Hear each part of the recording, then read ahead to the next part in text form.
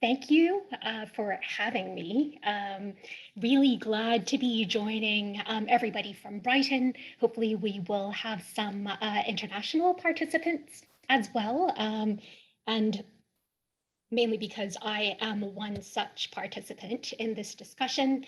I am Cissie Fu. I work at Emily Carr University of Art and Design, which is based in Vancouver, Canada. So in fact, I do have my coffee with me because it is just a little bit past 9:30 in the morning here on the West Coast of North America. And as I contemplate what the conversation can be moving forward for Brighton, let me share where I am. This is a wood carving of a human portrait mask by a First Nations artist based in British Columbia. His name is Dempsey Bob, and this is the image that perhaps captures best how I am feeling right now on the unceded, ancestral, and traditional territories of the Coast Salish peoples. Over here on the West Coast, and especially in Canada, as we focus on questions of, if you will, structural change, the kinds of actions and the kind of creativity and the kind of courage that we need to really recognize all the differences that the land holds, but really the erasures of peoples, of traditions, of languages. It really casts perhaps a wider sight on what cultural recovery can mean. So as I listened to all of the previous sessions, I would like to first encourage us to think about what cultural recovery means to each of us in the audience as well as on the panel. So if you would like to share that in the chat, if you already have a definition, or if you more excitingly find that your definition is moving as you listen to the people around you, to the place that you are at, to those things that you hold dear, and the values that will be shaping what can become a type of recovery for Brighton. Please bear in mind that there are very many ways in which culture can be defined widely and also narrowly, whether it requires us to be compassionate, creative, or commercial. That's a conversation from the previous session. To whether a new resilience for greater Brighton actually requires us, as Sophie Cook mentioned 2 sessions ago, to build a new extraordinary, that cultural recovery is not about returning to a normal. And then right at the very beginning of the entire series, does Brighton dare, when Alex Parker encouraged us to be more pirate. These are ways in which I am hoping to offer a few comments, a few examples around the world of what it means for us to shift between an evolution and a revolution, as Wana Udobang encouraged us to think in the last session, what mutual aid and broad-based collaboration can mean, and what it means to commit to compassion, a suffering with that is also attuned to a kind of tenderness. With that, I want to offer first, maybe a little bit of a balm, if you will, since these are tender times.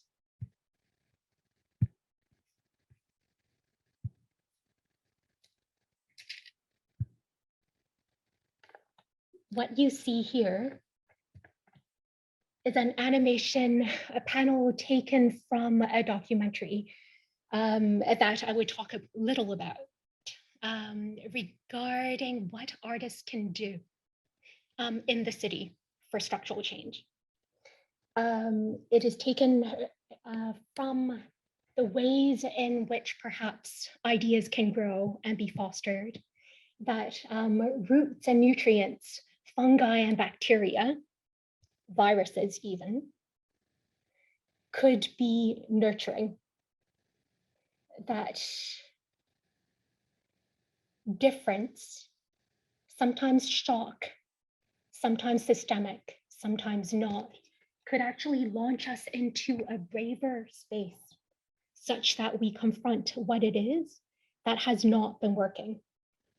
So if what has previously happened actually didn't really achieve that which would benefit all, what kind of a future can we look to? So as we think about plants, and then think about the ways in which we are all perhaps connected, and we think about stories and the understory of a culture and what makes a culture. Here is a quote drawn from Beronda Montgomery's Lessons from Plants, recently published. Beronda is one of the very few recognized Black botanists in the US. And the quote itself is drawn from Amy Leach's Things That Are. So the quote goes, "Desire makes plants very brave, so they can find what they desire, and very tender, so they can feel what they find."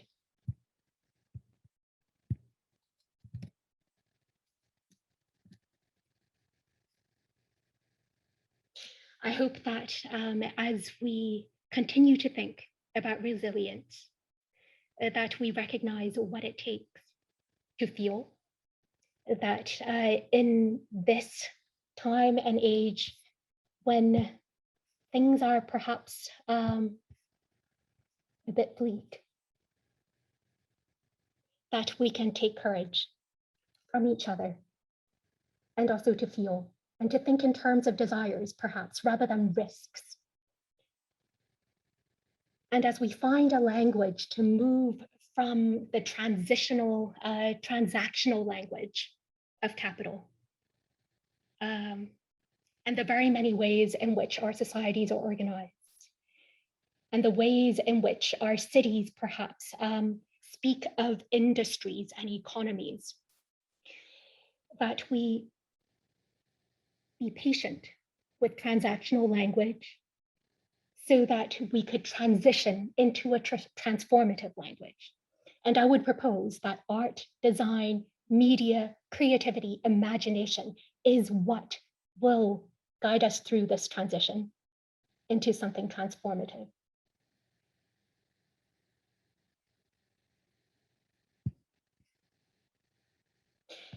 This is something front of mind for me at the moment. So a tender moment, if you would allow me that. I am originally from Hong Kong, born there, and has moved geographically eastward to Vancouver, where I am now in Canada, then east again to the east coast of the US for my schooling, undergraduate, then moved across east again, across the Atlantic, did my graduate work in the UK, and then stayed around Europe a tiny bit, also moving a tiny bit east from the UK to take up my first position at a comprehensive university in the Netherlands.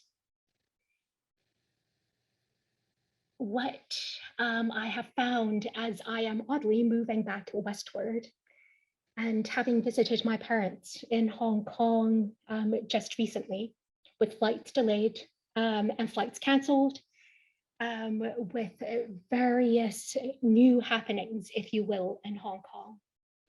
What I'm sharing is a photograph from the 63rd floor where my parents live in a rather large estate that has been undergoing all sorts of COVID protocols.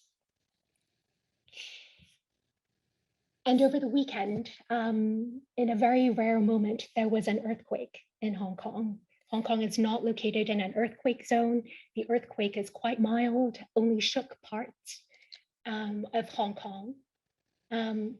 What I hear is that children and animals were much more attuned to the shaking, which happened at around 2:30 a.m. in the morning.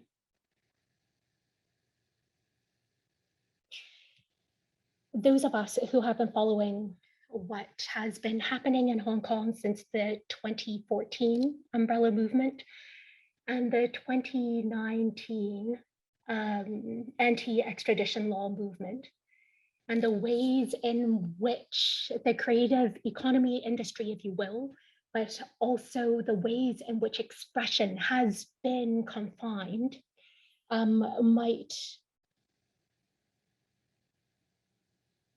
feel some resonance with this photograph, which is the calm, the very gloomy calm before a typhoon.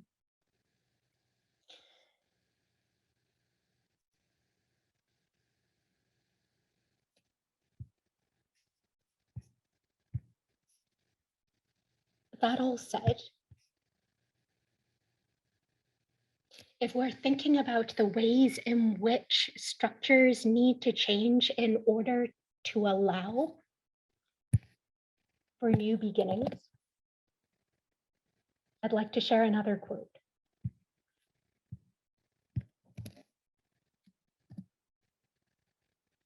This is from Hannah Arendt, The Human Condition, a German Jewish poet who also famously wrote about the origins of totalitarianism. And in a more optimistic moment, echoing Lucy, she wrote, "Power is actualized where words are not empty and deeds are not brutal. Where words are not used to veil intentions, but to disclose realities, and deeds are not used to violate and destroy, but to establish relations and create new realities." Action in the world is completely coextensive with an expression of freedom.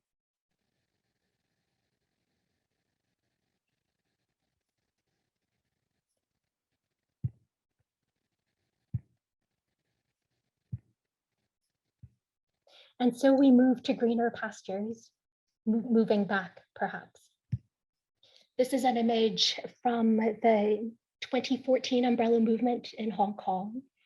In front of us are secondary school and university students who have, in their moment of insistence and persistence and demonstration that there is power in coming together, that they have also not neglected their studies, but that they're struggling together in the most undercommoning sense, if you will, per Fred Moten and Stefano Harney. Studies are not neglected, communities are built. The ways in which students then come together to learn are through teach-ins, mutual aid.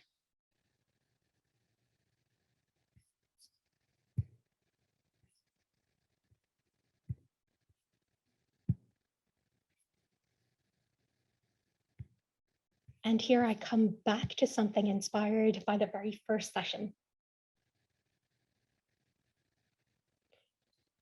of the Igniter series.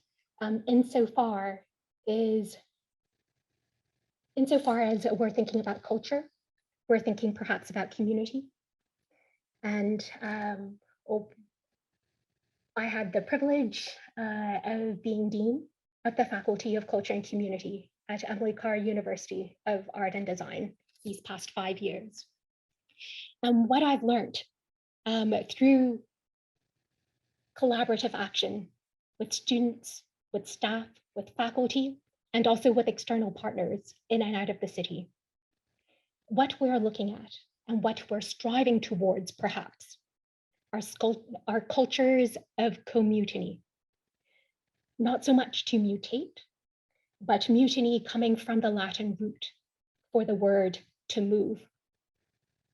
So yes, rather piety to talk about mutiny, but at the same time, it is by moving together that we're able to change our reality, to create new ones, perhaps. But perhaps the new is not so much about something that hasn't happened before, but a different way of placing people and, if you will, talents and skills, but really affinities and strivings, and right back to the very first quote that I mentioned, desires. A restructuring of those in the various roles that creative, imaginative people can play.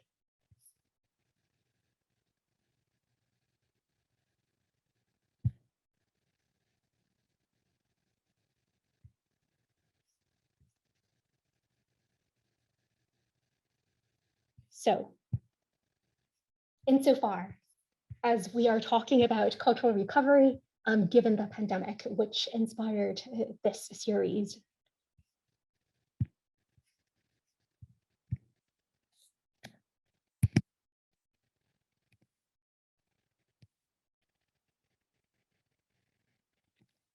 the provocation that I have for you today is to think of how creative practitioners and organization can conspire with public and private institutions to imagine and enact responsive and responsible futures. As pandemic conditions continue to suspend business as usual and catalyze operational and structural reconsiderations across the board, let's draw from a few recent moves in Canada, the Netherlands, and Hong Kong to support the current conscientious and collaborative rethink in Greater Brighton. So from resource sharing partnerships and mutual aid programs to educational initiatives to municipal innovations, cultural producers not only drive the recovery of creative economies, but also play pivotal roles in the evaluation and re-evaluation, and most crucially, the rewiring of social and political processes towards creating more resilient and sustainable publics. So here follows a few examples of what I have witnessed, sometimes directly, sometimes from afar.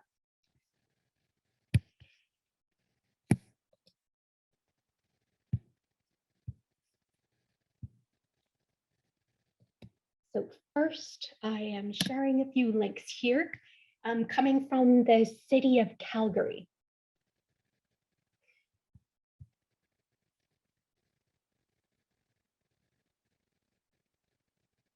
This is a watershed public art experiment as organized by art collective Sans Façon. This is an artistic duel between Scotland and Calgary. After a series of consultations and this is a little bit earlier, from 2013 to 2014, the utilities and engineering parts of the city of Calgary actually embedded one artist in residence per segment of the department. Not so much for artists to do graphic illustration or to make something presentable visually, but rather to actually have artists listen and participate in decision-making processes. Really taking seriously the ways in which art and design education contributes to a different kind, I would argue a more robust kind of critical thinking, which is less about a direct communication of particular points of views, which tend to bind us to binaries or ideologies. We might be a little bit sick now of thinking about how the stasis in the left and the violence of the right actually pull at the creative and other economies in different ways. There might be stock arguments about what fascism does and what communism does and what democracy is supposed to do. And there are also misunderstandings of how liberalism is neutral. It isn't. So the ways in which art and artistic education actually allows for the communication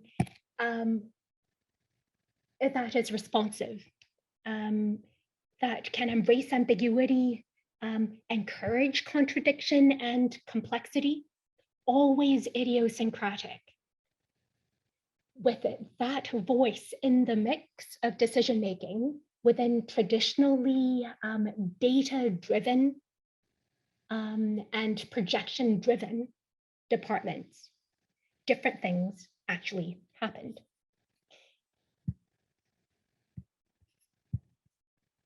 So what you find are links about the project itself and the ways in which public art in Calgary has shifted because of this collaboration and embedding of artists within the city itself. And also a documentation, so a book that was published, which has a whole set of interviews, consultations with engineers, as well as with the general public. This is an interesting example of how artists and designers and media artists and creatives could actually elicit structural change by thinking outside of when given the right conditions. The training and the skills and the upskilling and all the micro-credentialing that is happening around the world given the pandemic at universities, to actually think of how oneself as a person could contribute to a conversation that is political. In this context, I also want to share that what I witnessed in Hong Kong in January and February 2022 was that some artists who have successfully ran and stood for office has put perhaps or honed their creativity and their imagination towards community engagement. And that in itself had an impact as well. So insofar as structural change, where do we put ourselves as people who are traditionally trained in one way or another?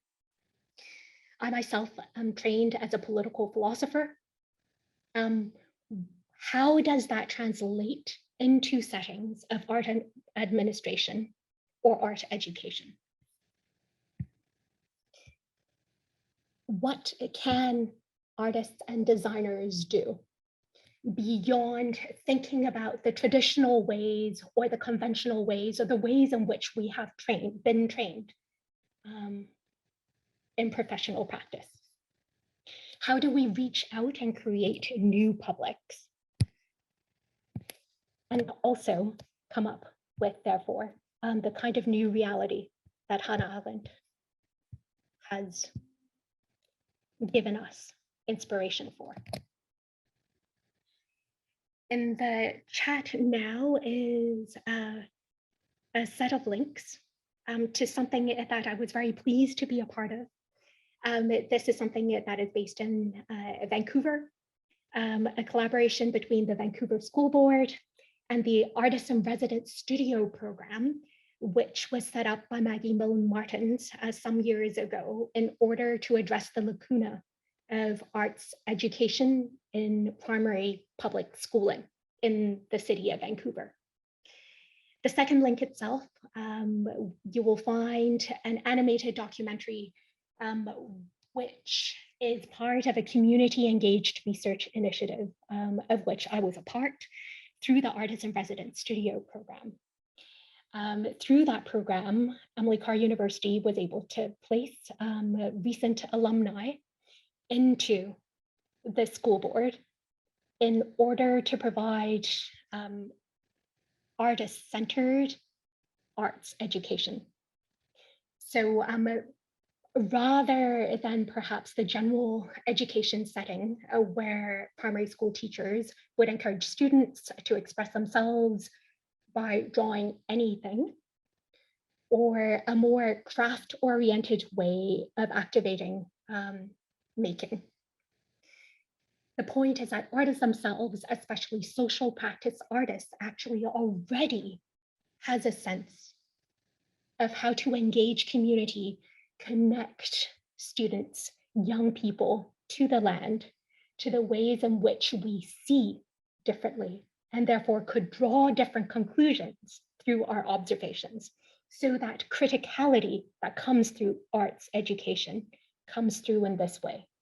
Critical not as in as embedded in criticism, but critical in that we don't take our surroundings for granted, that things can be otherwise, and that how we see and how broadly and expansively we live, and therefore make and think, has an impact in the world.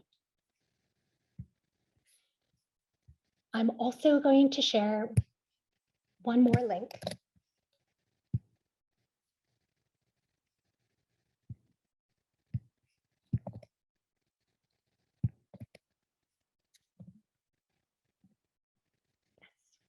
And this is an example from the city of Amsterdam.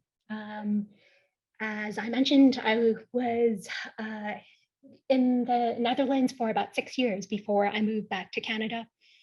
And this is something that,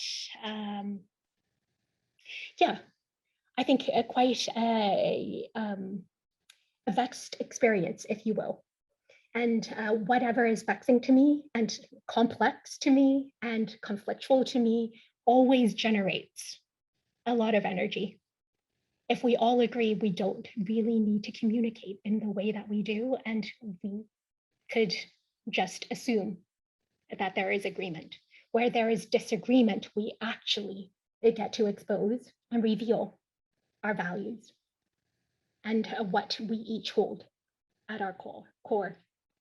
So at the Open Space Contemporary Art Museum, there has been a very concerted effort to build a contemporary art space that is local to the Netherlands and local to Amsterdam, but at the same time really move against the predominantly white culture of that space. So once again, we might speak of decolonization as a returning of land, but decolonization could also come through institutional efforts, which are transitional.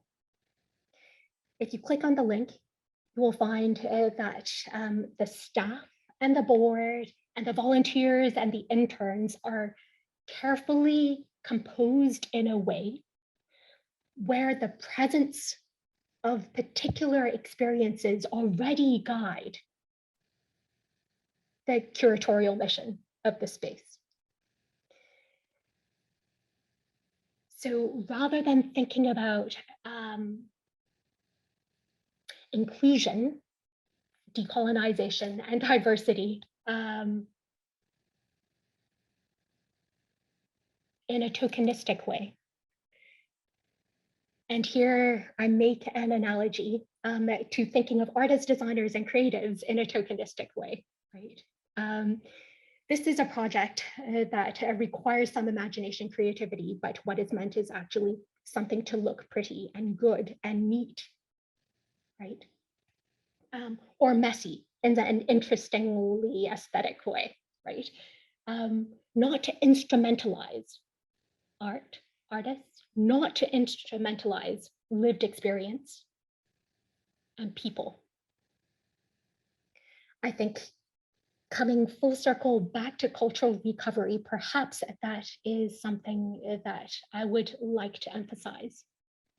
That culture is organic. It is generated by the people who are heard, who are invited to the table, and could voice what they think. not based necessarily on their identity, whether it is skin deep, whether it is a lifetime of training. That we are primarily and fundamentally also people in the world who suffer, right back to compassion and desire, which makes us creative, which makes us want to imagine a different world together.